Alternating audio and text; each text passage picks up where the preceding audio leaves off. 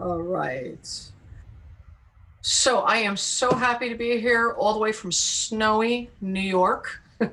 I wish, Kathy, I was in California with you right now. Let me tell you. Anyway, I wanted to share with our friends here at BBSH that I'm Joy Adler. I'm really happy to be here with you. And I went to Barbara Brennan School of Healing in my HOL back in 1993. And I was very clear that I wanted to learn how to be the best healer I could be. And darn, if that program didn't end up having me um, embrace my music again. How did that happen, Kathy and Shelley? Well, we are who we are. So I now integrate healing with sound and try and create music for healing. So that's how it ended up integrating for me. And I want to show you a little bit of what I learned over the many years that I traveled to great sound masters because I had this passion, this curiosity to figure out how does sound heal, right? So, and that is, it really happened from being called bedside when I was a very young girl. My father was dying of bone cancer, and he was had been in a coma for the last 2 weeks of his life. They called me and said, Joy, he's passing. You better get here. And I felt very ill at ease, Kathy and Shelley, um, as you can imagine. And I didn't know what to do. So I just did what I always do, and I sang. And my father, who seemed so far away, suddenly had tears streaming down his face. And I could feel our connection. And I was beyond blown away. It was a very pivotal, one of those defining moments in our incarnation, right? As my father was leaving this world, he left me with a teaching, really, that sound can reach people, it can heal people. But I needed to know why. So, following that path led me to many places. And I thank you for having me here with your wonderful students, Shelley and Kathy. You know, Kathy for so many years, right? And so thank you for that. And what we want to do is just practice. You already know how to, do a self chelation and open up your energy field. Barbara would say, tune your instruments. And I love that. I love that. I said, oh my gosh, if we could see ourselves as an instrument and get ourselves attuned. And she would never do a demonstration of healing for you without adding sound. She was particularly fond of not only opening chakras by stabilizing them with her hand and singing and sounding into them, which we're learning this week, but she would sing into organs.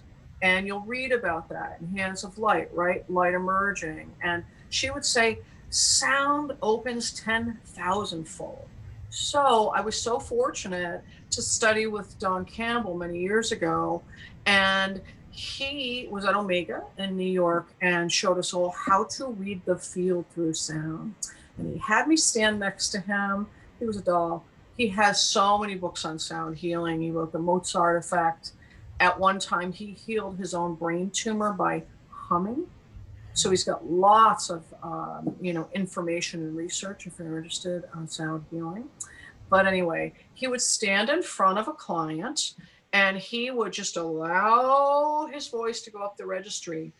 And he would say, now, Joy, where did you hear the sound catch? Where did it get more full? Where was it thin? This tells you so much about that chakra, if it's open, if it's not, the area, the body system, and even the organs, right down into the, cellular. So it was a great teaching, and it's really simple and it goes very quickly. So I'd love to show you that. And then you can play with it. Kathy's going to put you in breakout rooms, and one person can be the healer first, one person can be the client, and give it a go, and you can share and then switch. And then I'm sure you'll have a great chat afterwards. But Shelley has been very kind to offer to uh, be the client for a little moment. And so I'm going to stay where I'm at just for the sake of being able to. I could stand, but I don't want to have to rearrange the picture. Shelley's going to, though, which is really fabulous. And I just had Shelley move the chair a little bit out of the way because it still may, some of you may have felt it or seen it or experienced it. Her essence, like her energy body was still in the chair. So as she moved over and separated, that's right, it's masochistic week, individuated from the chair, so did her energy, and it would be easier for me to read. So typically what I do is I'm going to let everything fade away. And this is where hara and intention really helps. My intention, my heart just opened because I've known Shelley for some years now and I just love her. I just feel blessed to be with you, Shelley. Okay, thank you. Okay. Oh, all right. I'll individuate now and go back into hara. I'm going to come back into hara and I'm going to set my intention, Shelley, to read up your field. Okay. I've already received a little bit of information from the guides, but I can share that with you afterwards. And now what I'm going to do is I'm going to read it through sound. So everybody listening can hear the sounds that I'm making in it, and that makes it easier to read, which is kind of cool. Just like I used to standing next to Don. So let me take a nice deep breath. To do that, we have to put our shoulders back. When we do, we adjust our vertical power current, our positional tendency and posture. When I do that, I have to do a little bit of a plie because I have a lower lumbar curvature. And then I can get a deeper breath. But who are you? What's your best posture to get that deep diaphragmatic breath? So nice deep breath.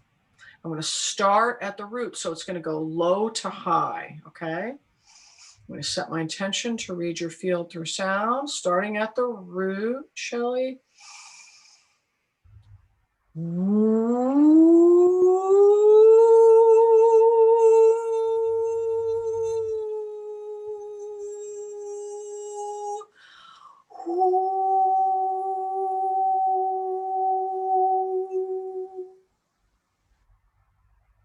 Let's both take a nice deep breath.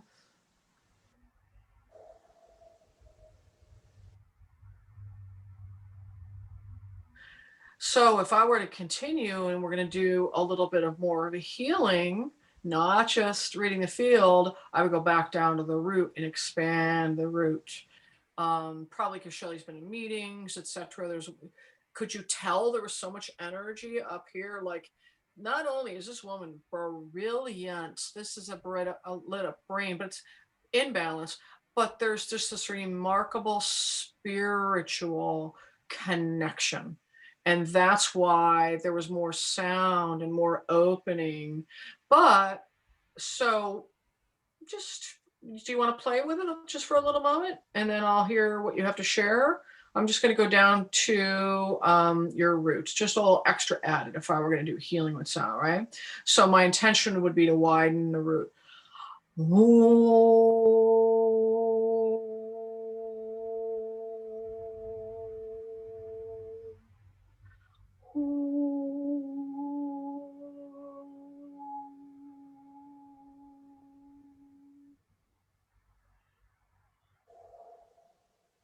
So now I feel my own crown chakra opening.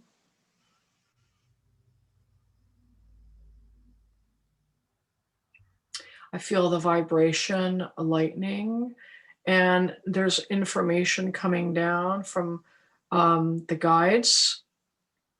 And it's a piece around incarnation and Shelley's lungs, and also the throat, which is where you heard some of the energy get caught, and also the spot between the diaphragm and the heart where it just stopped the sound. So it started to get really nice and resonant, stopped a little bit. So it makes me curious about maybe like some myofascial and helping the lungs come down a little bit. Everything's up a little bit high. So that's just information that's kind of coming in. And um, so there's a spiritual connection. There's this beautiful lightness in Shelley's field. And they're saying it's kind of like almost like saying to me, and in the part of me that's a caretaker, right? It's okay. This is what Shelley chose in her incarnation. This is what she's worked on in her life. It started very early. It didn't start in this life. She chose this incarnation to work on this. And this is something that she does avidly. And then there was just a suggestion about physical compression to assist some of the digestive organs in going down a bit to make more space for the lung lobes. And all of that came from just making some sounds. That was just what I experienced, but who cares what I have to say? Shelley, if you want to bring your chair closer and share with the class what it is that, if there's anything that resonates in that for you, or if any sounds. Only everything resonates. It all resonates. Exactly what I'm working on with my lungs. I have had asthma for about 20 years, and my goal is to clear it completely. So I've been doing that, making good progress. And then all of a sudden my lungs within the last month have just completely out of balance. I get winded going across the room, a lot of fear, a lot of fifth chakra, like I was a slave in past lifetimes. And then I feel a real tightness, like you said, in the Diaphragm. And one day I'll feel great. And like this morning I woke up and it was all tight and like I couldn't breathe. Great. All right. That makes sense. So then we could look at like, right. So there's all this beautiful, I am no artist, trust me, my friends. Can you see this? There's all this beautiful, this is her higher chakras. There's so much energy there, right? And then as it comes down, the breath into the diaphragm, super tight and constricted. That's where it just stopped. It didn't flow out with the sound, which is what I was going for, but it stopped there. Yeah. And so the diaphragm is up too high and it's pushing on the lobes. This would be where the lungs are. And it's causing a shortness of breath, physiologically speaking, from what Shelley is sharing. Very cool, right? Because what's the healing response to that? I was really drawn to get that root a little wider. And then they were saying just some gentle compression to get the organs, the internal organs back into place. But, Shelley's right. When we get triggered and our root rescinds, it's like a rescinded root. This is what we call the compressed character structure, right? It can get compressed in one area. And the result in particular for Shelley is that the breath, not having a large enough breath. So taking time to get grounded, bringing the lungs down, imagining getting everything down into place using sound. Ooh, maybe listening to the monks, they're great. The fear was triggered up by some past life configuration. And we know that the mantra for that is, that was then, and this is now. Now she's safe. Yeah. And she can ground. And as she does, everything can move back down into place, balance. And she can breathe in the breath of life. It's not fight or flight, and work with her own polyvagal nervous system to be deactivated. And notice I'm talking slower. I'm going down to the earth and speaking in the rhythm of the earth. That's how much sound can show us. It really just replicates. You see, we have so many different channels for HSP, as your wonderful class teaches you. And so let's take a nice deep breath of life. That was then. This is now. Right now, in this moment, we are safe You are safe with these beautiful, renowned teachers. Safe. Yeah, safe on earth now. Anybody that relates to that. And I want to thank you, Kathy, for your continued amazing work on earth. And Shelley, incredible. And all of you have a beautiful week. Thank you. And please contact me if you have any questions about sound healing. Love you. Have a Thank you. beautiful day.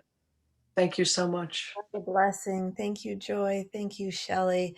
This is a gift that we can give ourselves and to give others. And there's so much fear and trepidation around if we don't hit all the right notes. And you just really made it safe for us just to go with what comes through and to trust that. Yeah, and when that, and especially if you go, as you get into over a body and chelation, Kathy, just as a point, let's say the pancreas is out of balance in a person. You'll always know because a person was saying, "Geez, my food's been off. I've really been having a lot of cravings for sugar lately." And you might go there, and when you first go to sound it, it might be quite disharmonious, shall we say, so really off key, but that's okay because it's showing us where it's out of balance. And as you keep sounding, the sound will change to ew. It will come into balance. And Barbara would stay there until the organ or the chakra actually came into a harmonious sound. And it really helped people heal immensely. Thank you so much. Oh, thank you, Joy. Blessings. So Yeah. appreciate your healership and your mastery. And thank you for sharing your gifts with us today. Thanks so much. Bye now. Bye.